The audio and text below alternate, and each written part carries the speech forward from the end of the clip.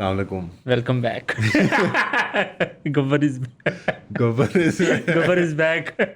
Yeah, I have not died, unfortunately. Yeah. Um, Fortunately for us, I guess. fortunately for the fans. अल्लाह का फजल है, बहुत बड़ी आसानी से बड़ी इज्जत के साथ मैं वापस आ गया इज्जत हूँ। शिफायाब हो चुका हूँ और दुआओं की दरख्वास्त है कि मज़ीद जो रिकवरी प्रोसेस है उसके अंदर ज़रूर दवाइयाँ वगैरह काफ़ी होती हैं। तो बहरहाल ये दो सब्जेक्ट्स हैं जो, क्योंकि लोगों ने पिछली वीडियो में कंप्लेंट किया था कि we have finally run out of ideas Bollywood scams. Bollywood, हालांकि It's वो not the case. Sometimes दिल कर रहा होता है कोई चीज़ आ जाती है सामने, लोग समझते नहीं है बात के। बट इस जीवन में ईमान जो है हमारी fellow researcher colleague, resident researcher at Ian Institute of International Studies, वो अपनी ड्यूटी सर अंजाम दे रही हैं। उन्होंने बड़े अच्छे दो टॉपिक रिकमेंड किए थे जो सबकी मेरे ख्याल है ज़ुबान ज़द आम है, बट उसको फॉर्मल वो एक डिस्कशन का एक वो शक्ल देना ज़रूरी है कि एक न्यूक्लियर डेटरेंस का तस्वर था, उसका क्या बना, और कन्वेंशनल वॉरफेयर का क्या उस पर असर आया और क्या हुआ, और सॉफ्ट पावर जो कि स्टेम करता था from an idea of some semblance of liberal democracy कि हम मिसाल तौर पे एक मुल्क एक्स है, वो दुनिया के मुल्कों के अंदर अपनी कल्चरल एक्सपोर्ट्स करे, सॉफ्ट पावर गेन करे, सिंपथी मोहब्बत गेन करे, तो वो इन्फ्लुएंस करेगी उस मुल्क की फिर फॉरेन पॉलिसी को with regards to country X. ये दोनों बातें काफ़ी हद तक चौपट हो चुकी हुई हैं और बड़ी मतलब बिल्कुल ही जैसे बेबुनियाद साबित हुई हैं। हमने आई थिंक जिस तरह 9/11 एक मार्कर पॉइंट था ना, उस तरह 7 अक्टूबर या रूस और यूक्रेन की जंग जो है, ये दो बड़े मार्कर पॉइंट्स बन गए हैं इस एरा को डिफाइन करने के लिए, कि जहाँ पे अमेरिका एक स्ट्रेटेजिक रिट्रीट करते हुए नज़र आ रहा है और वो जो ग्लोबल ऑर्डर का फसाड उसने मेंटेन करा रखा था वेस्टर्न पावर्स के मास्टर के तौर पे या लीडर के तौर पे, उसको ज़रा सा से उसने पूरा नहीं भी चाक किया पर्दा, ज़रा सा उसने पर्दा चाक किया तो एकदम से 4 तबक जो है ना जैसे आवाम के रोशन हो गए, ये भी होता है। तो वो जो जिस तस्वर पे मेरे ख्याल में ख़ास तौर पे हमारे वालिदैन पले बड़े थे कि you have to work hard in life और प्राइवेट सेक्टर में कम्पीट करना है और ऑल दैट, और बेटा आईटी सीखो और तुम बैंक में जॉब लगवाओ, सिटी बैंक में, फिर उसके बाद तुम अमेरिका का वीज़ा लगवाओ, अपना मास्टर्स मुकम्मल करना, that idea of specialisation, of maximising human potential, इनफरादी जो पोटेंशियल है, और कि इज्तिमाई एहसास या पहचान सिर्फ मटीरियल बुनियादों पर ही है। मटीरियलिस्टिक अप्रोच थी ना कि देखो पाकिस्तान है क्योंकि हम पाकिस्तान से कुछ बेनिफिट ले रहे हैं और कुछ दे रहे हैं उसको, ट्रांजैक्शनल रिलेशनशिप, एक ट्रांजैक्शनल रिलेशन, जो एक एब्स्ट्रैक्ट कॉन्सेप्ट था, जो ट्रांसेंडेंटल कॉन्सेप्ट था ऑफ नेशनहुड, कौमियत, मजहबी पहचान, आइडियोलॉजी, वो बिल्कुल बैक सीट पे चली गई थी। और अब एकदम से ऐसे उसके जो चीयर लीडर थे, बल्कि उनको दकियान जो उस जमाने के चीयर लीडर थे, उनको दकियानूस और बैकवर्ड्स और जैसे मतलब अनक्रिटिकल और एंटी इंटेलेक्चुअल समझा जा रहा था। और जो आज ये ट्रांजैक्शनल नेचर ऑफ रियलिटी की बात कर रहे थे कि देखें जी नेशन स्टेट्स हैं, रैशनल एक्टर्स हैं, अगर ऐसा कॉन्टेक्स्ट क्या है न्यूक्लियर डेटरेंस में, वो यही है कि रैशनल एक्टर्स हैं, एक न्यूक्लियर अम्ब्रेला क्रिएट हो गई है डेटरेंस की, अब इसमें से कोई टस से मस नहीं हो सकता। बल्कि उसके उलट साबित हुआ कि चूंकि ये डेटरेंस साबित हो चुकी हुई है, अब तो मौका है कि इसकी छत्र छाया के अंडर जो है हम अपने असल में इसमें ना एक ना वो एक तस्वुर है कि लैंग्वेज का, मुझे ऐसे फील हुआ था, मेरी पर्सनल राय ये थी, और मैं बचपन से ये बात कर रहा हूँ, टीनेज से, जो मुझे लोग जानते हैं स्कूल के ज़माने से, मैं बड़ा पैरानॉइड स्किड्जो टाइप कहते थे लोग, इसके मुझे लगता था कि ये कभी ज़माना गया ही नहीं था, सिर्फ लैंग्वेज चेंज हुई थी।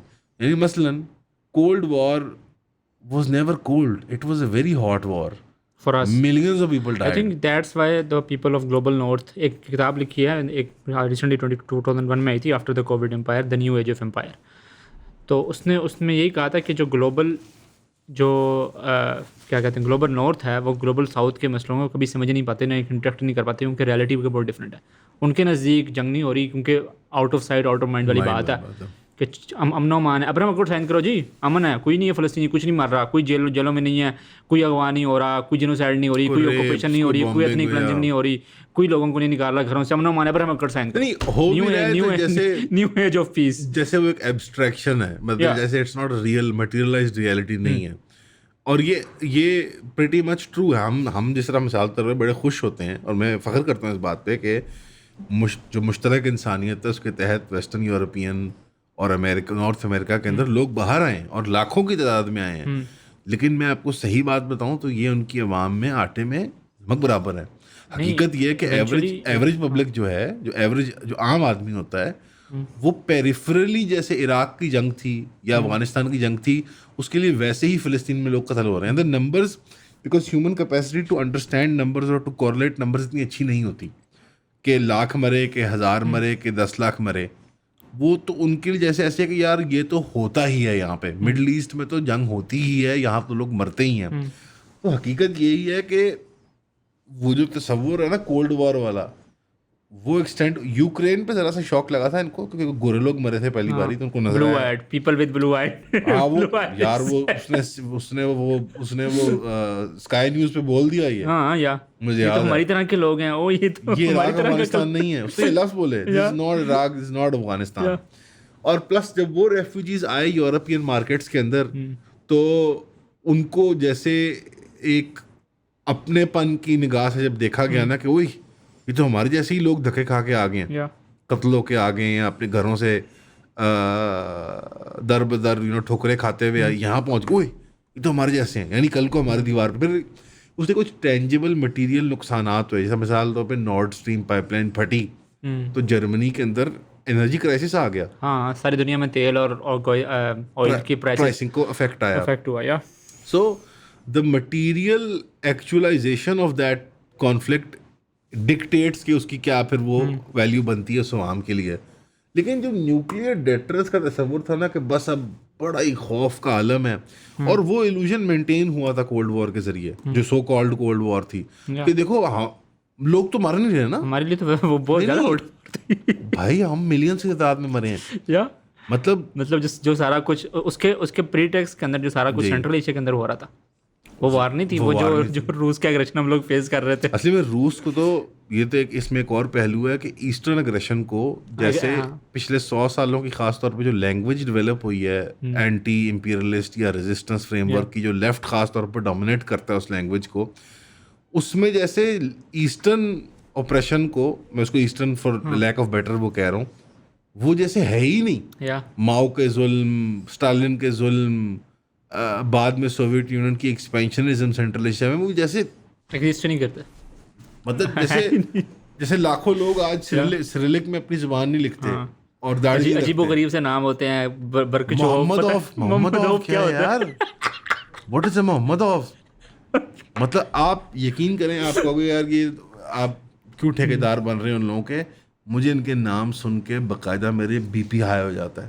हाँ, इस तरह ही है। मुझे इतना गुस्सा आता है कि यार ये लोग जिन्होंने हमें कलमा पढ़ाया था, जहाँ से सकाफत आती है हमारी, जिन्होंने जिससे उर्दू निकली, जिधर से ये खाने पीने, ये बकवासियात सारी जो हम खाते हैं, ये बिरयानियाँ, ये समोसे, ये पुलाव, ये जलेबियाँ, जहाँ से वो आए उन बेचारे लोगों को किधर का रख के छोड़ दिया सोवियत एम्पायर रूसियों ने। और आज हम बात कर रहे हैं तो ये ऑल्दो सब्जेक्ट नहीं है आज का, बट कि ईस्टर्न अग्रेशन को क्यों वाइट वॉश किया जाता है, या रेड वॉश कहेंगे इसको, वाइट वॉश रेड वॉश किया जाता है इसको, वो सब एक आर्गुमेंट फ़र्क है कि हमारे यहाँ जो लेफ्ट के स्ट्रेन्स हैं जो मीडिया और एकेडमिक्स में इसमें बात वही है ना कि एट हेल्म ऑफ कंट्रोल बैठते हैं, उनके लिए जंग अब शुरू हुई है। हमारे नज़दीक ये किताब पिछले मतलब वो कोल्ड वॉर ख़त्म हुई तो बीच में हमारे लिए किताब जंगे अज़ीम अव्वल दोम कभी बंद खुली नहीं है किताब ना, वो ओपन ही है from start of colonization period till now 18। और असली में एक सेंस ऑफ हिस्ट्री से जैसे कट ऑफ किया जाता है ना, मैं कल्चरली कि भाई 47 में तुम बने, नो मैं पंजाबी हूँ, मैं मुस्लिम हूँ, आई एम विन हियर। अस्सलाम वालेकुम। लोग बार बार एक सवाल पूछते हैं कि कौन सी बुक्स मैं शौक से पढ़ता हूँ, तो हमने ये सोचा कि इंशाल्लाह हम एक बुक क्लब बना लें जिसके अंदर माहवार हम एक किताब को कवर करें, और ये मंथली 4 क्लासेस बनेंगी इंशाल्लाह। इसके अंदर हम 12 किताबें एक साल के अंदर कवर करेंगे। एक लिस्ट है बुक्स की, मैं आपको यहाँ डिस्प्ले कर देता हूँ, और ये टेंटेटिव लिस्ट है। इसमें मैंने कुछ इकोनॉमिक्स की किताबें रखी है, कुछ पॉलिटिकल साइंस की, और कुछ थोड़ी जो नॉटी गवर्नमेंट्स की जो मिसगिविंग्स होती हैं और उनके ऊपर जो इन्वेस्टिगेटिव जर्नलिस्ट ने काम किया हुआ है। हमारी क्लासेस जो होंगी वो एंटरटेनिंग होंगी, फन होंगी, लेकिन सब्जेक्ट मैटर जो है सीरियस होगा, मैं रेकमेंड करूंगा कि आप फिजिकली ज्वाइन करें। लेकिन अगर आपको फिजिकली ज्वाइन करने में दिक्कत आती है, ना पाकिस्तान में नहीं है, आप लाहौर में नहीं है, तो उनके लिए फिर जूम की ऑप्शन अवेलेबल है और उनको इक्वली एज मच एक्सेस मिलेगा बुक क्लब का। इनकी हम एक सेपरेट व्हाट्सएप कम्युनिटी भी बना देंगे आपकी, ताकि हम वहाँ पे नोट्स भी शेयर कर पाएं और इन बुक्स को तफसील में डिस्कस करके hopefully we make friends as well इंशाल्लाह। तो इसकी फीस जो मुकर्रर है आप वेबसाइट पे देख सकते हैं, यहाँ पे आपको लिंक मिल जाएगा। तो I hope to see you there at the book club इंशाल्लाह। See you soon. मेरी history does not start in 47। Exactly वो इसमें कुछ नेशनलिज्म का भी कोई प्रॉब्लम है, कुछ पाकिस्तानियत का भी प्रॉब्लम है, और कुछ प्रॉब्लम जो है वो हमारी इंटेलिजेंसिया का एकेडमिक लेंस जिससे हमें दुनिया दिखाई जाती है।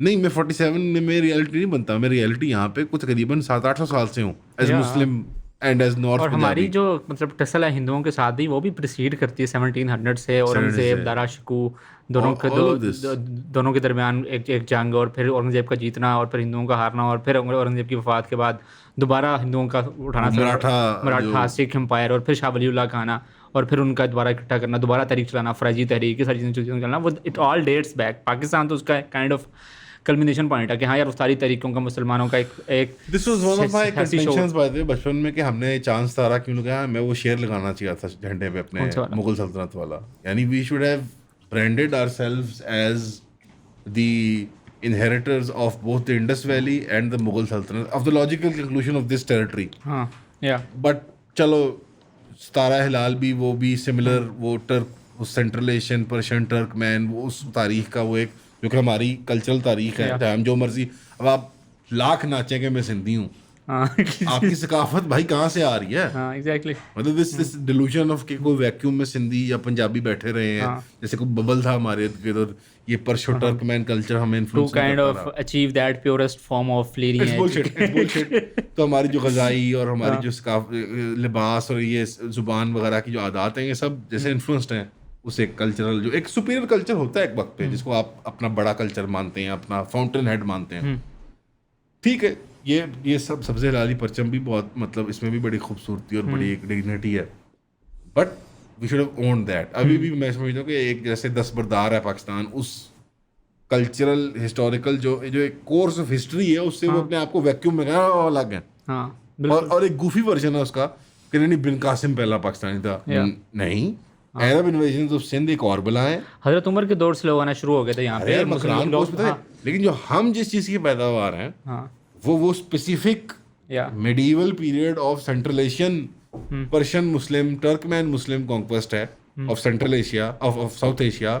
इसमें अफगान शामिल हैं, उज़्बेक शामिल हैं, तातर कह लो उनको आप, मगूल कह लो उनको आप, उनको गोरकांदी कह लो, ये मुख्तलिफ कौमें, कुमान किपचाक्स है यहाँ पे, ये मुख्तलिफ कौमें जो हैं, इन्होंने हमारा सकाफती वो डायरेक्शन वो तय की। बहरहाल बात वहाँ पर आते हैं। मुझे ना, जब साल पहले की बात है, जब वो सारे यूनिवर्सिटी में मुजाहरे चल रहे थे और सारी दुनिया पागल हुई थी कि देखो यूरोप की यूनिवर्सिटी के अंदर क्या हो गया, लाख बच्चे हैं यार। तो और लोग कह रहे थे यहाँ से रेवोल्यूशन स्टार्ट होगा। कौन सा रेवोल्यूशन? तो वो पाक टी हाउस वाला रेवोल्यूशन है? नहीं, पाक टी हाउस वाला नहीं। लेकिन अभी एक दोस्त से बात हुई थी, तो उसने ये बात की, उसने कहा यार इवेंचुअली जितने भी मुजाहरे हुए, जितने लोग बाहर निकले, जितने लोगों ने इस्तीफे दिए, इवेंचुअली फ़र्क क्या पड़ा है? मतलब एक गोली जो आईडीएफ को अमेरिका से पहुंचानी थी हमने। So there are two elements, right? There to this conversation जो आज हम करना चाह रहे हैं, कि एक nuclear deterrence that the budgets of NATO of all domestic conventional warfare are going up. अब मतलब इस ज़माने में what the hell does dog fighting have to do with anything? But dog fighting is back. Pakistan, India have proved it कि dog fighting is back. You are going to have aerial battles now. ठीक? Land to land missile systems, they are back as well. Air defense systems, drones, mortar shelling. मतलब ठीक है। और उसके बाद फिर ये ड्रोन्स को भी मैं न्यू एज कन्वेंशनल वॉरफेयर में शामिल करना चाहूंगा। It's not nuclear conflict, it is not conventional, it's more like hybrid warfare, but technological warfare it is becoming conventional very soon. ठीक है, पॉइंट ये है कि आपने ग्राउंड बैटल्स देखे यूक्रेन रशिया में, इराक अफगानिस्तान में नहीं, ये फलूजा नहीं है, ये दिल में हो रहा है ईस्टर्न यूरोप के। आप देख रहे हैं कि ग्राउंड बैटल, हमने फुटेज देखी है ना सबने, यूक्रेनियन फौजी भाग रहे हैं, उनके पीछे शायद ड्रोन आ रहा है, रूसी फौजी भाग रहे हैं गाड़ी के अंदर, उनके पीछे वो बेकार आ रहा है, वो बैरक्टर वाला ड्रोन आ रहा है। और एक बंदा है, फील्ड यूनिट है यूक्रेनियन, मैंने खुद देखी, किट पहनी हुई उसने, उसके ऊपर जैमर है, अच्छा, उसने गॉगल पहनी हुई VR, अच्छा, और वो फील्ड के अंदर बैठ के ड्रोन चला रहा है, खिलौने उड़ा रहा है, और उसने जैमर भी पहना हुआ पीछे, इतना बड़ा बैकपैक जैमर और का। इसके अलावा हमने देखा कि यूरोप से लोग जा रहे हैं जिहाद करने यूक्रेन, अमेरिकन जा रहे हैं जिहाद करने यूक्रेन, और रूस जा रहे हैं, रूस भी जा रहे हैं यूरोपियन जिहाद करने, और फिर वो पकड़े जाते हैं कैदी बन के, उनके इंटरव्यू आते हैं, और ग्राउंड बैटल्स हो रही हैं। शायद ड्रोन कैसे गिराना है जी, राइफल से गिराना है, they are firing at drones, ठीक है ना। फिर ट्रेंच कॉम्बैट देखा हमने कि ट्रेंच टू ट्रेंच फाइटिंग हो रही है यूक्रेनियन लाइन और रशियन लाइन के दरमियान। टैंक बैटल्स यार, टैंक बैटल 1902 मतलब टैंक बैटल नहीं देखा हमने, टैंक बैटल्स हो रहे हैं। सो दी तस्वुर जो है कि एक तरफ न्यूक्लियर ब्लॉक है नेटो, और एक तरफ न्यूक्लियर पावर स्टेट है Russia, conventional warfare is going on and it's going to spread in Europe, eastern Europe की तरफ से। India Pakistan direct nuclear powers हैं, दोनों के पास न्यूक्लियर बम है, और दोनों के पास न्यूक्लियर क्या, और दोनों, अच्छा पाकिस्तान डिक्लेयर्ड नहीं है, बट दोनों न्यूक्लियर ट्रायड मेंटेन करते हैं। पाकिस्तान का तो डिक्लेयर्ड नहीं है, बट हम भी सब पानी से भी मार सकते हैं, आसमान से भी मार सकते हैं, जमीन से भी मार सकते हैं। Same with Indians, these are serious nuclear big boys. We are not, this is not, you know, we are big boys, nuclear big boys हैं हम। Israel declared nuclear power, undeclared है, लेकिन चले पता declared यार, they let's stop, पता है सारों को, let's stop, ठीक है। 70-80 उनके पास वॉरहेड्स हैं। ईरान न्यूक्लियर केपेबल नहीं, बट डर्टी बॉम्ब केपेबल तो है। वो शहरों में मिसाइल मारे दूसरे के, ड्रोन मारे। अब आदमी करे तो क्या, किस दीवार में जाके सर पीटे अपना। अब इसके बाद भी अगर आप IMF को और डोमेस्टिक बैंक्स को 50% सूद देने को तैयार हैं बजट में, तो आपके साथ अपना गुनाह है। यू डिजर्व अ फैंटी देन, ये पाकिस्तान की बात कर रहा हूँ, यू डिजर्व अ फैंटी देन, कि आप ना सिर्फ खुली दुश्मनी कर रहे हैं अल्लाह उसके रसूल के साथ सल्लल्लाहु अलैहि वसल्लम, आप practically you are wasting your budget. ठीक है, उसके अंदर मनी लॉन्ड्रिंग है, वो भी घुमा के असले में आता है, सब कुछ है, हम सब समझते हैं ये बात कि ये बजट जो होता है ये नहीं होता जो ये होता है, बट यार have declared steps towards that conflict, towards that defence capability. What about soft power दो, जो इंडिया की सारी सॉफ्ट पावर थी वो कहाँ गई है, वो तो उसका समझ नहीं लग रहा। सॉफ्ट पावर के अंदर ना, it was implicit that you can convince the public with in a liberal democracy कि हम तुम्हारे दोस्त हैं, through film, TV, music, food, culture, arts, all that. Incredible India उनको बेचो टूरिज्म के थ्रू, योगा डे बनाए सारे, इंटरनेशनल योगा डे, कुछ करें। इशू ये है कि liberal democracy, like with the first thing, जैसे आपने फरमाया, कोई फर्क नहीं पड़ता, ठेंगा फर्क नहीं पड़ता, because you can protest, you can quit your job, उल्टे लटक जाओ, government don't give a shit. Yeah, that's if that's the geographical geostrategic sense is to screw you over, then they will screw you over, no matter what. Iran, अब एक बात लोगों को समझ नहीं आती, Iran has a very good soft lobby in the west.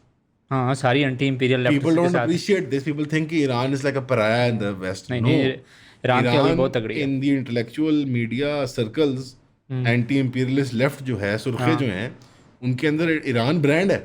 हाँ, मतलब ईरान एक ब्रांड है जो हामिद दबाशी से लेके तो पता नहीं एडवर्ड सईद और सारे जितने भी लोग हैं, रूस और चीन के बराबर ब्रांड है। हाँ बिल्कुल, यानी ग्लोबल लेवल, ये कोई छोटा मोटा ब्रांड नहीं है, ये कोई क्यूबा या कोई शेख बाराट, ये ब्रांड है इंटरनेशनल, ठीक है। एंड कॉन्फ्रेंसेस पे सालाना जाते रहे ये सब ईरान, सारे लेफ्ट जाती रही है, media personalities, academics, opinion makers, क्या उखाड़ लेंगे, कुछ नहीं they cannot save Iran, कुछ नहीं उखाड़ सके। Do you think that टक्कर कार्लसन लॉबी जो है, billions and billions and billions of dollars have been spent on exporting India, not goods and resources, I mean like culture. क्या हो, I mean किसी ने भी सपोर्ट नहीं किया। what happened? Yeah, तीन रातों में बॉर्डर पे वो, सर मैंने लगातार फायर रखा हुआ है सर, मैंने की शाबाश, पूरा बजट, पूरा सॉफ्ट डिप्लोमेटिक प्लेट में रख के। मतलब अब it doesn't make a difference कि Quaid-e Azam did not take the name India, वो ये ब्रांडिंग, बड़ा ब्रांडिंग फेलियर हो गया। But nothing really matters, but do you think what does it matter for, because the implicit belief was कि liberal democracy works. वो वज़रार खुरो साहब को मैं देख रहा हूँ, बड़े क्यूट, वो डॉन न्यूज़ पे एक लिबरल मारे बैठते हैं, वो बातें करते हैं, अच्छी लिबरल अंकल, लिबरल अंक हैं, It's as if उनकी मैं ट्वीट देखी थी, उन्होंने दिखाई थी बल्कि कि as if liberal democracy doesn't even work anymore. And I'm like, uncle, it never did. It has never worked for us. Iraq, I think for the Iraq, no, it didn't for Americans, yaar. for the elite. Obama came and revoked habeas corpus. क्या कर लिया Americans ने? With all the guns they have. क्या हो गया? habeas corpus खत्म हो गया. Obama ने kill list निकाली. He assassinated American citizens in foreign lands with drones. Yeah. क्या कर लिया तुमने? I think, do you think they are part of the elite? इसलिए इन्हें देर से ये realize हुआ है कि यार ये वर्क नहीं कर रहा system. I think there is a lethargy, of course, जब आप बेनिफिशरी हो एक निज़ाम के, हर बंदे में एक lethargy होती है. जैसे फॉर एग्जांपल PTI की 1000 प्रॉब्लम्स में आइडेंटिफाई करता था ड्यूरिंग देयर, बट एक इम्प्लिसिट खामोशी होती थी बिकॉज मैं प्रॉपर्टी का काम करता था और छक्के पे छक्का लग रहा था. अच्छा. I was like, ठीक, I knew कि ये जो कर रहा है Imran Khan, it's bad policy for the economy. मेरी इंडस्ट्री की booming means it's bad for the economy. It's a simple rule. Obviously ये यूनिवर्सली ट्रू नहीं है, but as a simple rule of thumb, एक बबल मार्केट जो है रियल एस्टेट की, उसमें अगर पैसे सिंक हुई जाए बार बार, तो समझ जाओ कि इकोनॉमी के लिए भला नहीं हो रहा, बुरा हो रहा है. गिवन दो सर्कमस्टांसेस के बावजूद, was I purposefully ignorant to Imran Khan's bad policies, knowing full well at times? अच्छा, चैम्बलें भी करते थे हम आपस में बैठ के, यार ये क्या पॉलिसी बना दिया है, ये क्या कर दिया है, डीलरों के दरमियान, डेवलपरों के साथ, दोस्तों यारों के साथ.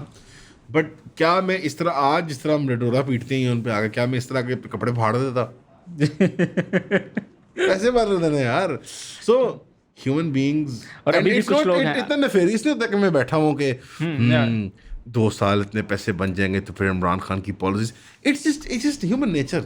If something is working out for you, इसलिए अभी जिन लोगों के लिए ये सिस्टम वर्क कर रहा है ना, वो फरीद ज़करिया, देखा उसका क्लिप. नहीं, what is Fareed Zakaria is always been an idiot यार. नहीं मतलब idiot, but of course brand है. वो कह रहा था कि I give credit to Netanyahu for managing everything so well.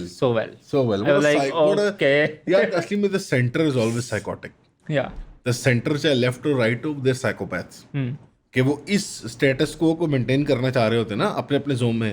Left थोड़ा सा, सेंटर लेफ्ट थोड़ा सा जरा एक लिबरलाइजेशन चाह रहा होता है, सेंटर राइट थोड़ा सा कंजर्व करना चाह रहा होता है, बट मोर लेस दोनों स्टेटस को हमें बिलीव करते हैं, right? They are psychopaths. The world has been on fire for the last 100 years and they are maintaining that status quo. This is psychopathy. They are worse. असली में far right और far left को paint किया जाता है as extremists. They are not extreme. They are very human. टक्कर Carlsen is not extremist. मतलब इन सारे सिनेरियो के अंदर से ना टक्कर कार्लसन लग रहा है यार, ये बंदा पहले कहाँ था. It is sociopathic to want to maintain status quo. जब status quo का मतलब ये है कि there is no rule of law इस वक्त पूरी प्लेनेट अर्थ के ऊपर. एंड लोग इस बात को भूल जाते हैं. लोगों को लगता है कि क्योंकि अमेरिका में ट्रैफिक टिकट के ऊपर रिश्वत नहीं आना, दिस मीन्स यार it is a matter of time now. आपने हेबियस कॉर्पस को ख़त्म कर दिया practically. You can hold people without giving them speedy trial. आप उनको लटकाई जाओ. एडवर्ड स्नोडन और जो जूलियन असsange का केस है, they are a glaring middle finger to any notion or semblance of liberal democracy, to humanism, to international law, जो मर्जी उसका नाम नहीं. अभी जो ट्रम्प ने कहा है कि before applying for a visa you have to surrender your social medias. आप देखो कि उसने अमेरिका ने आइस को, अच्छा ये बात भी लोग मजाक उड़ाते थे. मैंने ना पहली बार ये एक वीडियो गेम में देखा था. बाय द वे, एक वीडियो गेम थी, conspiracy type. Conspiracy is out. नहीं, not like मैं कुछ Simpsons prediction नहीं दे रहा. Okay. It was a very political video game in the 90s 2000s में थी. Deus Ex AI टेक्नोलॉजी और फ्यूचर के बारे में थी. It was a dystopian future जिसमें जो लिबर्टी स्टैचू नहीं है उसके ऊपर एक बमबारी होती है. अच्छा. हाँ. Pre-9/11 by the way. Oh nice. हाँ, उसके जवाब में यूनेटको जो है ना, यूएन एक फोर्स बनाती है और वो फिर पूरी दुनिया की वर्ल्ड पुलिस बन जाती है और ग्लोबल एक ऑर्डर आया था और उसमें चाइना एक कंपीटिंग एंटिटी और एक वेस्टर्न एम्पेयर इस तरह. और लोग नैनो मशीन्स और उसके पूरा प्रेमिस है उस गेम का ना. बड़ी अच्छी गेम थी. मैंने कंप्यूटर पीसी पे खेल रहा था.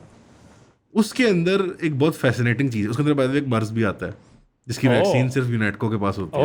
ओके, किसकी बात हो रही है? I am not kidding bye the way, great game global pandemic होता है उसका नाम, like the term is global pandemic, not kidding. Nice. उसकी वैक्सीन का नाम एम्ब्रोशिया होता है और वो सिर्फ यूनाइटको के पास होती है, और एक कंस्पिरेसी होती है कि यूनाइटको ने खुद ये anyway, तो उस गेम के अंदर एक बहुत फैसिनेटिंग थीम मुझे पहली बार लगा था, फिर बाद में बड़े होकर मैंने गूगल भी किया था कि फीमा के अमेरिकन ना कंटिन्यूएशन ऑफ गवर्नेंस के तहत ना कुछ प्रोटोकॉल्स हैं कि प्रेसिडेंट मर जाए, ये हो जाए, क्राइसिस हो जाए, तो कंटिन्यूएंस ऑफ गवर्नेंस होनी चाहिए, या प्रोटोकॉल्स। उसमें एक प्रोटोकॉल था कि फीमा के तहत ना, उनके एक इदारा है डिजास्टर रिलीफ का, it will abduct 2 to 3 million undesirables अच्छा, अमेरिका के अंदर डोमेस्टिकली। ये एक्चुअली उनका एक प्रोटोकॉल है था उस जमाने में व्हाट विल डू, कि उनको इंटरमेंट कैंप्स में डाल दीजिए क्योंकि वो अनडिजायरेबल्स हैं, वो अमेरिका की फंक्शनिंग को और विदाउट प्रेसिडेंशियल अप्रूवल ये कर सकता है in case of XYZ crisis. जिस तरह उन्होंने वर्ल्ड वॉर में किया था जब जापानियों को उन्होंने इंटरमेंट कैंप्स में डाल दिया था कि ये ड्यूअल लॉयल्टी होगी इनकी। उस टाइम पे वो 2 से 3 मिलियन थी, और अभी बताया जा रहा है कि बाइडन के टाइम पे सिर्फ 10 मिलियन इलीगल्स आए हैं, सिर्फ बाइडन के टाइम पे आए हैं। तो जो सारे लोग अमेरिका में बैठे हुए हैं, डार्कीज जो हैं सारे, हम या हमारे लिए कोई प्रोटोकॉल नहीं होगा इनके पास। नहीं, उन्होंने बना ली है पिंजरे वगैरह सेट कर लिए हैं, आइस आइस डिटेंशन का बजट कैंप्स। आपको पता है मरीन से ज़्यादा है इस वक्त। Oh nice. आइस का बजट रूस की पूरी फौज से ज़्यादा है। So they are creating one of the biggest local domestic policing deportation systems. और डोनाल्ड ट्रंप अब सदर जो है वो जैसे कैंडी की तरह उसका थ्रेट बांटता है। जोरान ममदानी हल्का सा है ना, इसके डॉक्यूमेंट्स चेक करेंगे हम, वी विल डिपोर्ट हिम अगर ये लाइन नहीं टो करता। Yeah so deportation and denaturalisation from American citizenship will become a weapon. अब ये डीनेचुरलाइजेशन से कौन बच सकता है? जो 16वीं 17वीं 18वीं सदी में वाइट यूरोपियन आया हुआ है या ब्लैक स्लेव आया हुआ है, पर कोई नहीं द बचेगा। रियल अमेरिकन, यानी कोई भी नहीं बचेगा। यानी अच्छा, इसमें गुंजाइश होगी सिर्फ इंडियन पाकिस्तानी अंकल टॉम्स की। हम उनके अंकल टॉम है ना, we are the uncle Tom. या हाउस नीग्रो हम है ना, डॉक्टर इंजीनियर बन के कर लेते हैं उनको विवेक रामास्वामी बन जाते हैं, अच्छी तरह नौकरी कर लेते हैं। हमारे अलावा और हमें भी शायद ही गुंजाइश मिले, कोशिश की है उन्होंने, विवेक शिवेक को, उषा ये हल्के हल्के ना झलकियां करवाते हैं, उषा वैंस हो गई, विवेक हो गया, यार ये अच्छे लोग हैं, ये वाली इमिग्रेशन अच्छी है। बुनियादी पॉइंट मेरा ये है कि अमेरिका मेरे ख्याल में मैस डेपोर्टेशंस के लिए अगले 25-30 साल में अमेरिका क्या कर रहा है? अमेरिका अपने होम फ्रंट को सिक्योर करना चाह रहा है, यानी कनाडा, अमेरिका और Latin America. It's all, they are all America's bitch. Yeah there is no other word to describe it. Western Europe को अमेरिका ने अपना बिच बना के रखा हुआ है, ठीक है ना। उसमें सिर्फ फ्रांस सारा उठाता है, जर्मनी वगैरह के साथ मिलके। यूके इज इट्स टोटल पेट, पालतू है उसका वो। और ग्रीनलैंड वाला भी बिड डाल दिया इसने, डाल दिया ना ट्रंप ने कि मैं ये भी चाहता हूँ। वो जैसे एक पूरी लकीर काटना चाहता है अर्थ के थ्रू कि ये मेरा हेमस्फीयर है और बाकी तुम सारे जाओ। अमेरिका बेताज बादशाह रहेगा और अगले 100 साल नजर आ रहा है कि वो बेताज, ceteris paribus things remaining the same, लेकिन वो अपनी पोल पोजीशन से हट रहा है, यानी वो फर्स्ट पोजीशन से आके सेकंड पे आ रहा है। लेकिन ये भी तो देख रहे हैं, मसला ये है कि फर्स्ट सेकंड थर्ड वही था। हाँ, अब वो सिर्फ अपने स्टेटस की, जो अपना स्टेशन है उसकी एलिवेशन को काम कर रहा है, लेकिन उस चक्कर के अंदर वो बाकी दुनिया में क्या पॉलिसी परसू करेगा वो नजर आ रही है, उसकी झलक नजर आ रही है। ट्रंप सिर्फ एक एबरेशन है, ये कंटिन्यूएशन ऑफ पॉलिसी काफ़ी देर से चल रही है, और ट्रंप से उन्होंने एक्सेलरेट करवाया सिर्फ उनकी डीप स्टेट ने।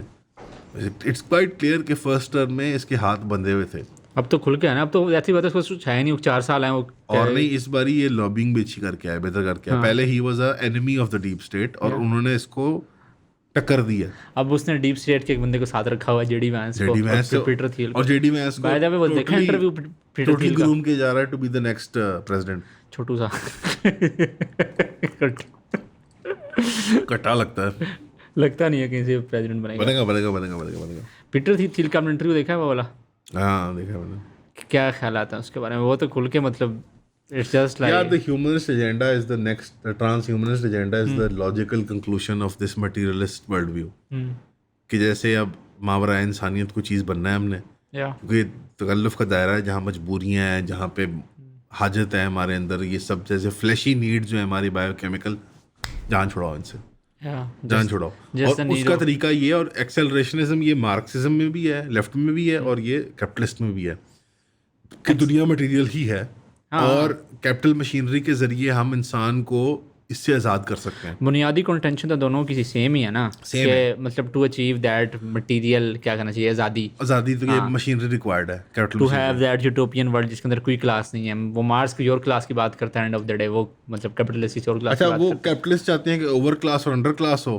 मार्क्स चाहता है कि जैसे कोई एगैलिटेरियन मजदगी किस्म का ना, मतलब फ्री सेक्स वाला जैसे खुला डुला माशरा हो। दोनों चाहते हैं जन्नत है, कोई हायरार्कीज ना हो, दोनों चाहते हैं जन्नत है दोनों एमको की जन्नत है, और दोनों बनने को नहीं आती। क्योंकि मेरी भी एक राय है, और ये मैं अब्बासी साहब से बहुत मुतासिर हुआ था कि अल्लाह इतने बड़े जुल्म पे इतनी लंबी अरसे के लिए दुनिया को इत्तेफाक नहीं करने देगा। यानी कॉलोनियल पीरियड के अंदर भी कुछ खैर और भलाई थी तो अल्लाह ने उनको इजाज़त दी कि वो दुनिया पे गालिब रहे। अगर उनके अंदर ज़रा सा भी अंसर ना होता अच्छाई का तो अल्लाह उनको पसपा कर देता। अब ये हालांकि कोई ये लॉजिकल मतलब इसकी कोई मंतक नहीं है इस बात की, लेकिन जैसे ये मेरा अच्छा गुमान है अपने रब के बारे में, अल्लाह एक जालिम को जालिम से काट देता है, कुरान का भी उसूल है ये। तो जो खैर की जो रमक थी अमेरिका के अंदर, अब क्योंकि उससे वो दस्तबरदार हो रहा है नहीं, और वो टोटली एक ब्रूटल फेस के साथ आना चाह रहा है, तो रोम के भी ये आखिरी दिन उल्टी गिनती शुरू कर दी अमेरिका ने अपनी। मसला ये है कि रोम को एक रात में तो नहीं ख़त्म हुआ था ना, तो हमें मिथोलॉजी बेची जाती है, हकीकतन इट टुक सेंचुरीज।